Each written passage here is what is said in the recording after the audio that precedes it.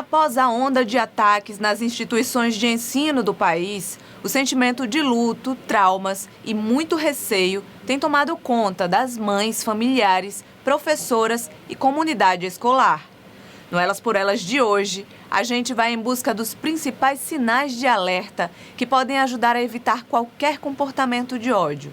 Não sai daí, que o programa tá só começando.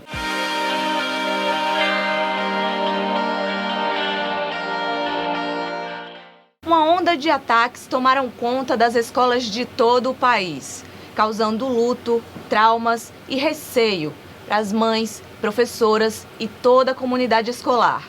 E apesar de não existir uma resposta simples para as causas dessa violência e até mesmo uma solução para esse problema, o Elas por Elas resolveu buscar uma forma de contribuir com o combate a essas práticas.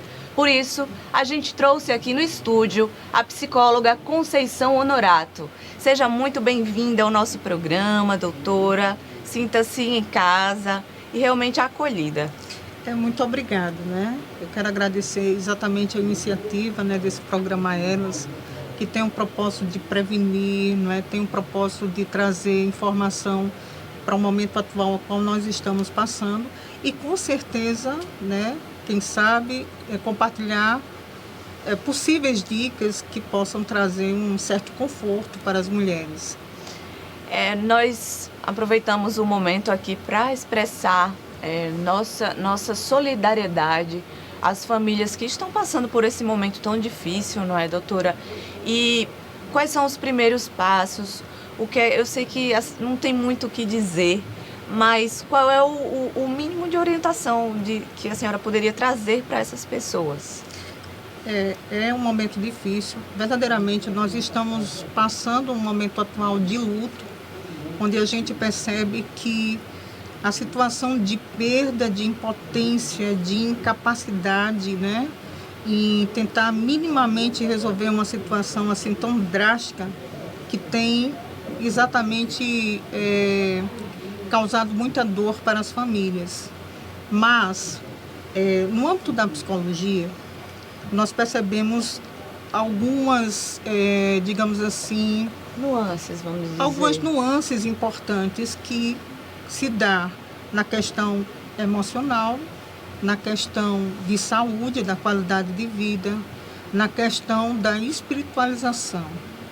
Então, a família que ela busca entre si esse embasamento, ela está, de uma certa forma, mais fortalecida para esse enfrentamento.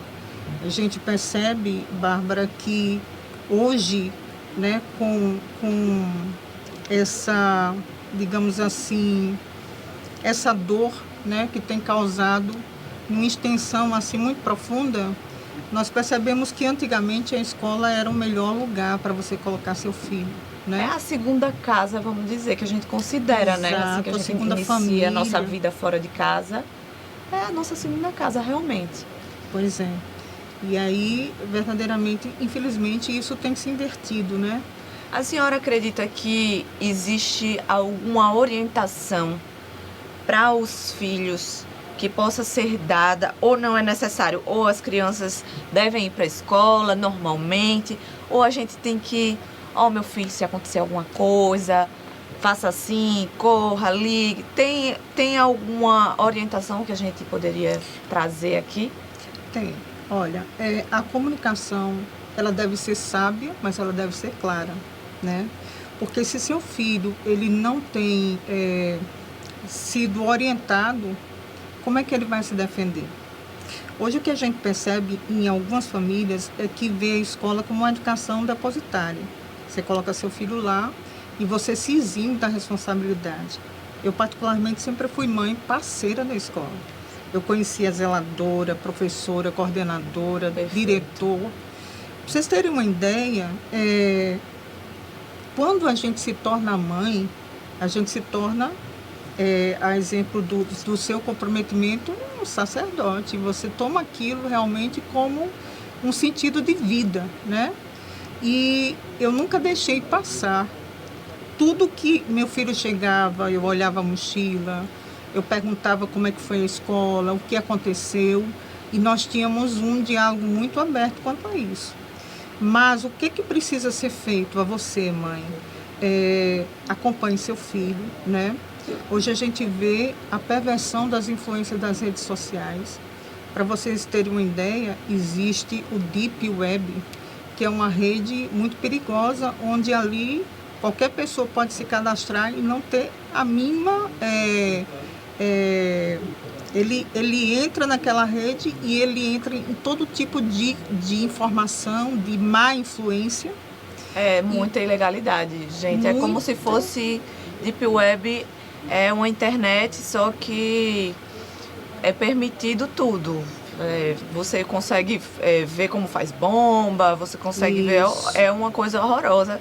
O que não presta, você tem acesso na Deep Web. Exato. Não tem fiscalização de nada, né? Pois é. E você, mãe, você tem que se informar. Você tem que monitorar o que seu filho está vendo.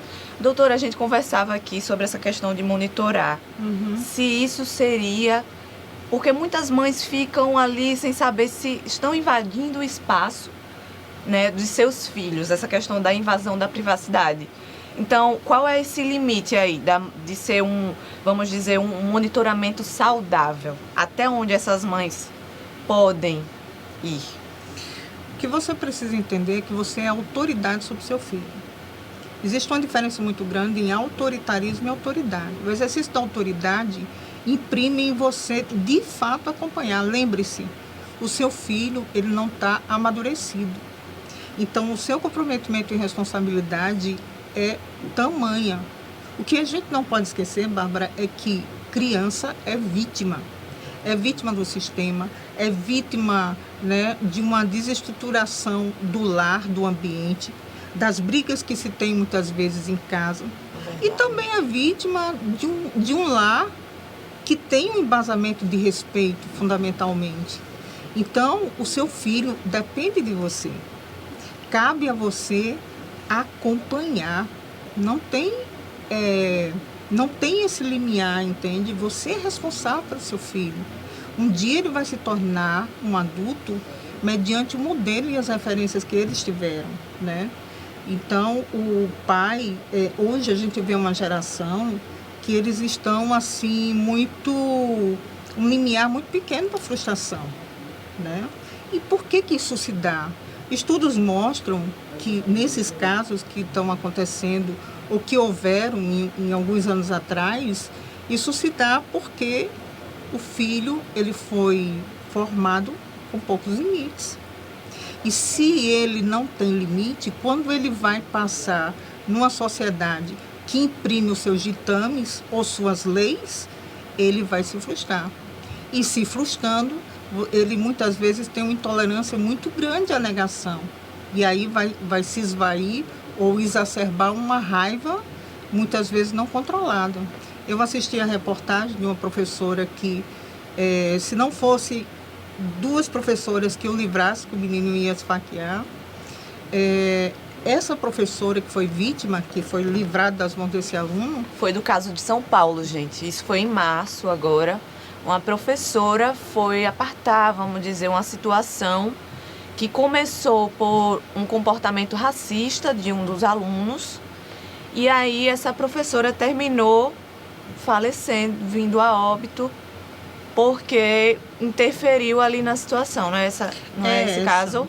Só que essa teve, né, um destino fatídico, mas teve uma anterior que ela conseguiu ser livrada desse menino. E ela conta o seguinte, que quando olhou para esse adolescente, ele estava com uma raiva irreconhecível, entende?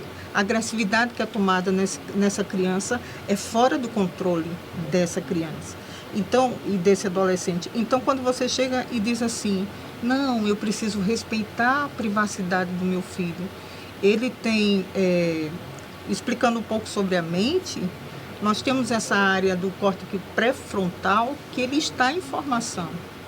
Então, no popular, o juízo dele não está formado ainda. Entendi. Ele só vai se formar em torno dos seus 21, 22 anos. Então, cabe a você, muitas vezes, Bárbara, eu percebo, gente, que essa criança, o pai não se informa, o pai não se atualiza, sabe? Tudo é muito trabalhoso para ele. E aí, se você não se informa, você não se previne. Se você não se previne, você vai, de repente, ser pego de surpresa com esses comportamentos que a gente vê, muitas vezes, com um destino muito, né, imprevisível. Muito triste. Triste, terrível. A gente tem alguns pontos, vamos dizer assim, das causas. Não existe uma causa específica para esses ataques, para essa, vamos dizer, para a mente do agressor, não é? Olha, existem várias causas, mas tem algumas que a gente... Eu sei que cada ser humano é um universo, eu Sim. sei disso e entendo completamente. Mas a gente vive um momento de extremismos na internet, de pessoas engajadas em atos violentos, em comportamentos violentos. A gente poderia atribuir, como eu me arriscaria a dizer, como uma espécie de uma epidemia, não é? Pois é. E aí, essa epidemia não nasceu da noite para o dia, né, gente? O que acontece? Lares onde essa criança é vítima de violência. Lares, não é só a violência física e verbal. Você sabia que também há ignorância, né?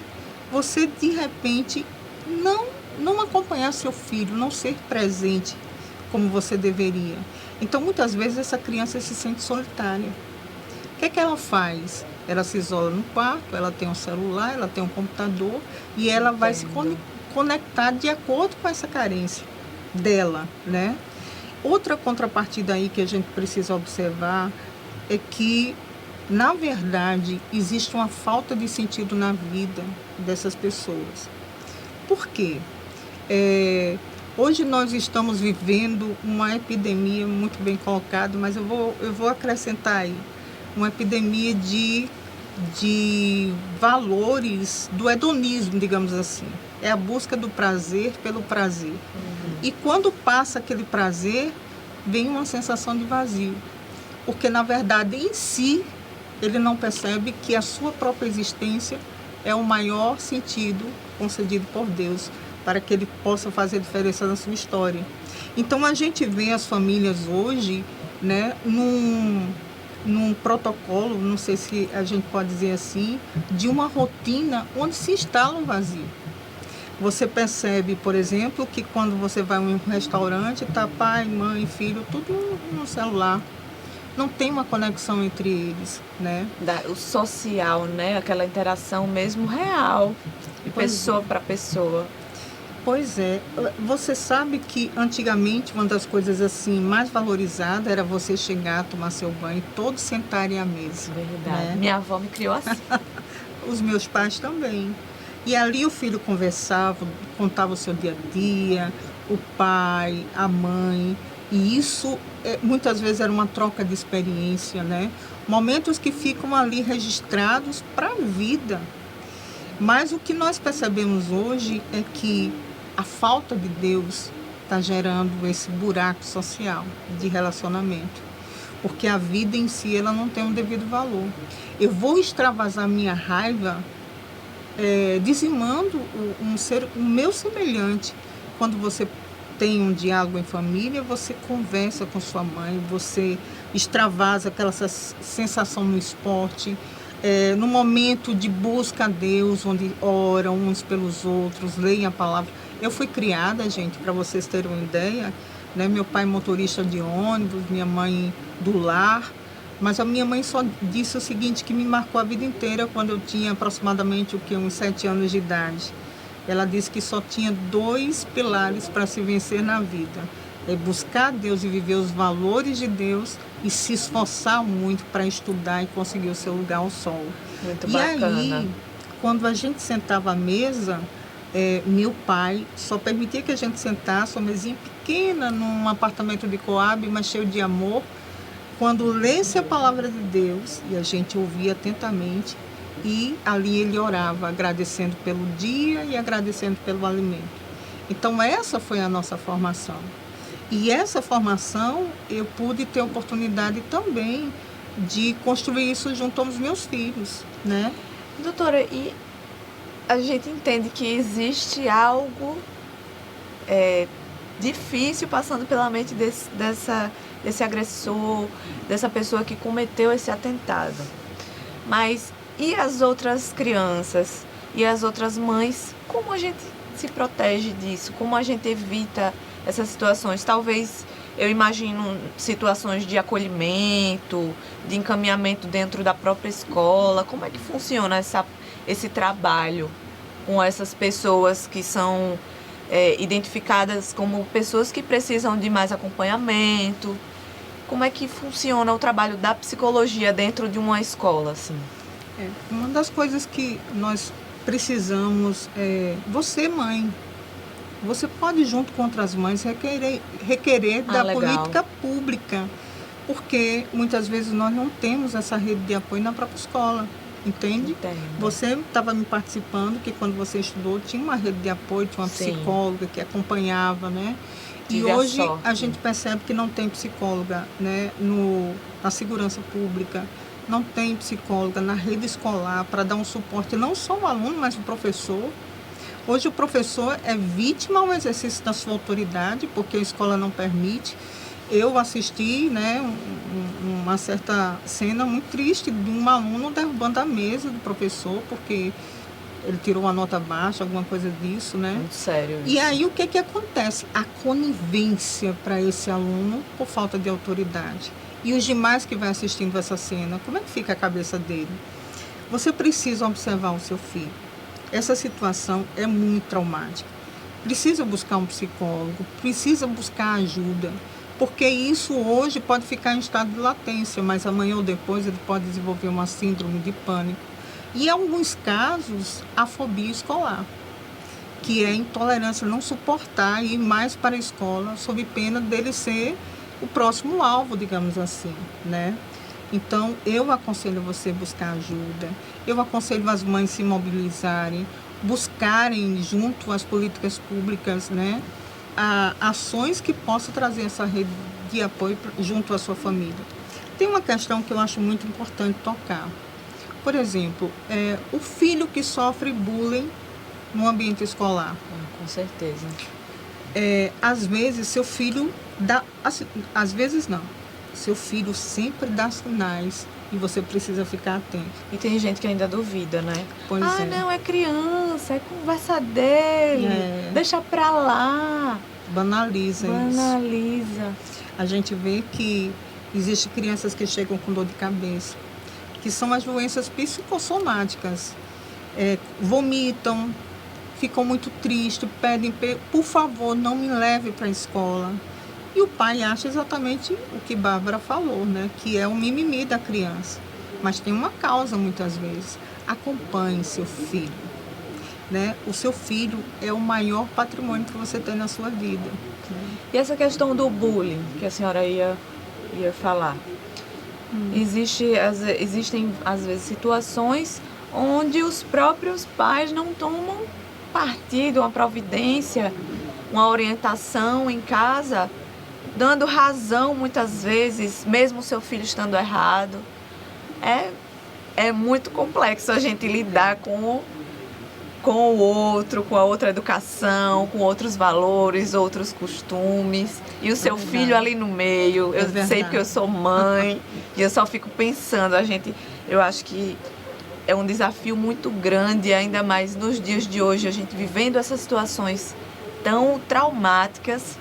Uma mãe parar para pensar no dia de amanhã de levar seu filho na escola, isso é um terror psicológico. Pois é uma loucura, né? Uma loucura. Quem imaginava nós estarmos passando um momento como esse? Olha, no meu consultório, eu atendi uma adolescente que ela sofreu um bullying terrível. Existem vários tipos de bullying, gente. Existe o bullying verbal, né? Que são os apelidos, a rotulação, tentando subestimar, né, até o caráter da pessoa, da criança. Existe o bullying social, que é quando você exclui, né, a pessoa, então você subestima, ela é praticamente uma pessoa invisível. Existem vários tipos de bullying. O que acontece? Essa adolescente passou um bullying social, um bullying moral, as pessoas denegriam a imagem e assim, por nada. E a pessoa que praticava esse bullying era uma coleguinha de sala que era amiguíssima dela, que era a família, entre elas eram amigos. E aí essa menina chegou quase destruída para mim. E eu fui trabalhando com ela, porque a autoestima é uma das primeiras coisas que é tocada. A sua autoconfiança, e aí isso destrói muito a sua perspectiva na relação com o futuro, na relação social. E aí o que é que acontece? Eu chamei a mãe e disse: mãe, você é responsável pela sua filha, não pode deixar ela passar isso sozinha. E a escola é corresponsável. O grande problema, gente, é que a gente percebe que, por exemplo, numa balança, escola pública e escola privada, todos dois têm bullying. Só que a escola pública, eles não velam esse assunto, sabe? Eles tornam esse assunto a público, eles chamam o conselho tutelar, eles buscam alguma solução ali. E eles, de uma certa forma, isso é meio que um antivírus para que a coisa se perpetue, digamos assim. Mas a privada, ela abafa. O medo de manchar o nome. Isso. Tudo mais. É um tema, assim, que inclusive de ser trabalhado dentro de sala de aula. Eu acredito que a partir de agora isso vai se tornar mais intenso, mais frequente, inclusive abordando a questão dos discursos de ódio. A gente vai dar uma pausa aqui no estúdio, doutora Conceição, e a gente vai agora ouvir Letícia Reis, nossa repórter queridíssima. Nos últimos dias, os ataques e ameaças que vêm acontecendo nas escolas têm assombrado pais, alunos e professores. E é por isso que o Elas por Elas de hoje está aqui com a coordenadora do Colégio Padrão, Késia Freitas, para falar as medidas que estão sendo adotadas pela escola. O que a escola está fazendo, Késia? Primeiro, muito obrigada por ter aceito nosso convite. O que a escola está fazendo? Quais as medidas que vocês estão tomando com os alunos, professores, para manter eles seguros, e vocês também? É um prazer estar aqui falando desse momento tão difícil para todos os profissionais de escolas, pais, alunos. Realmente há uma apreensão muito grande que nós tenhamos segurança para trabalhar, para estudar. E a escola tomou medidas imediatas de urgência, né, que às vezes até assusta nossos alunos, que é ter segurança profissional na porta, evitar o fluxo de pais, de adultos, de pessoas desconhecidas, diminuir o fluxo de pessoas entrando e saindo da escola. Isso para que toda a segurança tenha visibilidade, né? O porteiro, o segurança profissional tenha visibilidade de quem entra e quem sai. Mas uma coisa muito importante para que a gente evite tudo isso que tem acontecido é estarmos mais próximos dos nossos alunos, das nossas crianças, dos nossos jovens. Tem um dito que corre aí nas redes sociais que o primeiro detector de metais que existe é dentro de casa. Então, se os pais se aproximam dos seus filhos, sabem o que tem na mochila dos filhos, se nós, enquanto escola, estamos juntos dos nossos alunos, percebendo cada movimento, cada criança que está se isolando, que está triste, que está em depressão, se há esse acompanhamento diário, se há uma proximidade desses jovens, dessas crianças, nós temos como evitar algumas coisas. Então, a prevenção ainda é o melhor remédio. E vocês estão elaborando algum projeto com eles, alguma palestra, alguma coisa assim? No dia 20, nós fizemos a Corrente do Bem. Ao invés de estarmos aterrorizados ou amedrontados, nós fomos de branco, todos os alunos com farda branca, e levamos donativos para crianças carentes. E a conscientização de que um cuida do outro é a Corrente do Bem. Então, existe palestras, já existe todo esse trabalho de cuidar do outro, de pensar no outro, de ter empatia. Quando a gente trabalha a empatia com a criança, ela não só pensa nela, mas ela pensa no que vai acarretar no outro a atitude dela. Então, isso não deve ser específico só para este momento, né? O colégio, ele pensa e ele trabalha o futuro. Nós estamos no presente trabalhando o futuro. Então, quando você se aproxima da criança e tem uma relação estreita, pais de alunos, chegou um momento de reflexão, por exemplo, há quanto tempo eu não vou para a reunião de pais do meu filho? Então, aproximar família e escola, estar junto da criança e ensinar a criança no dia a dia, na rotina. Não adianta só uma palestra isolada pelo que aconteceu. Precisa que sejam sementes plantadas diariamente, projetos sobre isso, bem-querer ao outro. Porque, às vezes, esse jovem ele está querendo chamar a atenção, querendo extravasar uma violência que ele vive. E aí a gente precisa ver isso no dia a dia e não no momento que ele extrapolou todas as cadeias que poderiam evitar isso. Então, prevenir estando junto, família e escola. Essa união sempre vai dar certo, com apoio, com amor. Não é? Perceber o outro, perceber a criança, e uma criança está sempre pensando em fazer o bem para outra criança. É a construção da paz. E quando vocês identificam, assim, vocês alguma atitude diferente, essa questão do isolamento, como vocês entram logo em contato com os pais? Como é que funciona? Na verdade, se a gente parar para pensar, a criança ela sinaliza, né, através das atitudes, tanto em casa como na escola. Como a gente convive muito tempo com eles passam muito tempo na escola, a gente também percebe, assim como a família. Tem um acompanhamento da psicóloga escolar, que é importantíssimo, para que não aconteça, para poder haver ação na prevenção. E, como eu disse, o trabalho da família com a escola é importantíssimo. Então, lá no Colégio Padrão, nós temos o privilégio de poder estar muito junto, conhecer quem é o pai, conhecer quem é a mãe, conhecer o histórico familiar.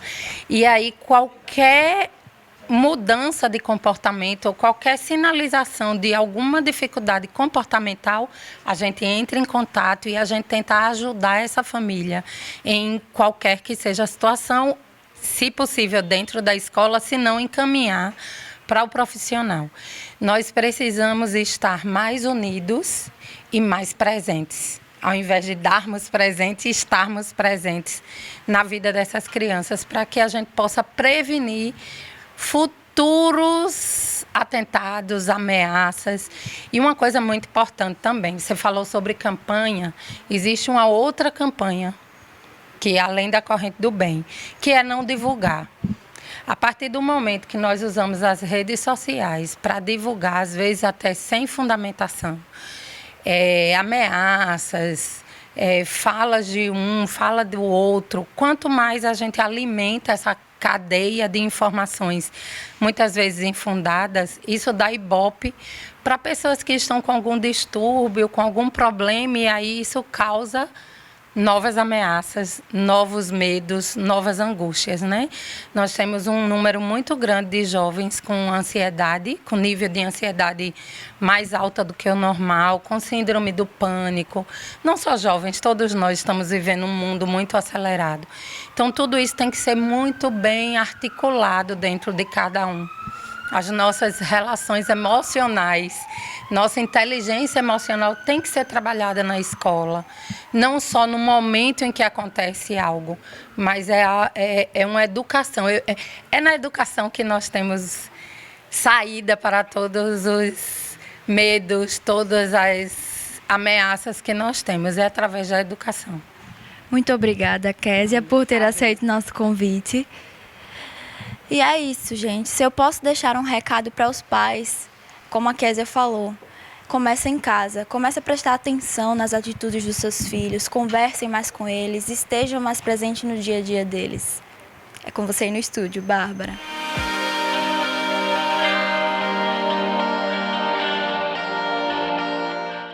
Obrigada, Letícia. Bom demais, sempre você acrescentando muita coisa boa aqui para a nossa conversa do estúdio.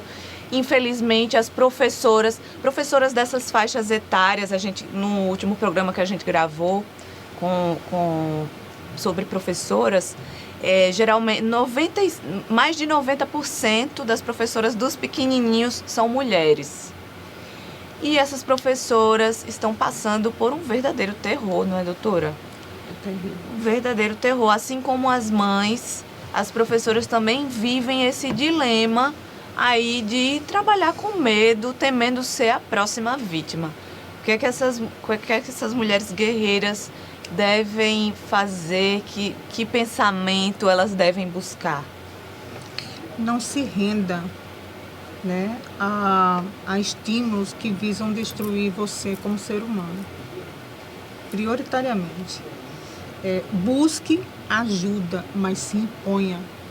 Porque o teu semelhante, que muitas vezes se comporta como um algoz, ele precisa ser colocado no lugar dele. O que é que acontece? Nós temos um bullying, colocando essa situação da professora, nós temos um tripé que é o que causa o bullying, a vítima e o espectador.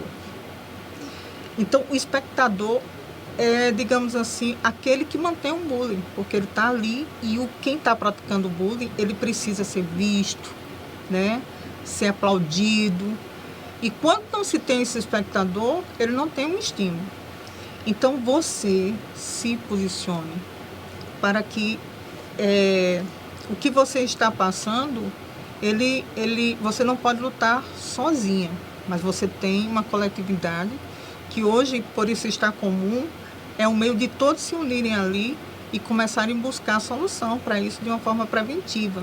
Eu acho que a gente tem visto, sim, muita mobilização nesse sentido de apoiar esses profissionais, não é, doutora? Que eu já tenho acompanhado inserção de botões de pânico, detectores de metais para controlar quem entra e sai da escola. Toda essa rede de apoio agora, todas essas medidas, eu acho que serão de grande valia, não é? A grande questão aí, sim, a segurança pública, ela precisa tomar isso e fazer jus ao seu papel, à sua competência. Uhum. Agora, isso se dá como um efeito terciário e não preventivo.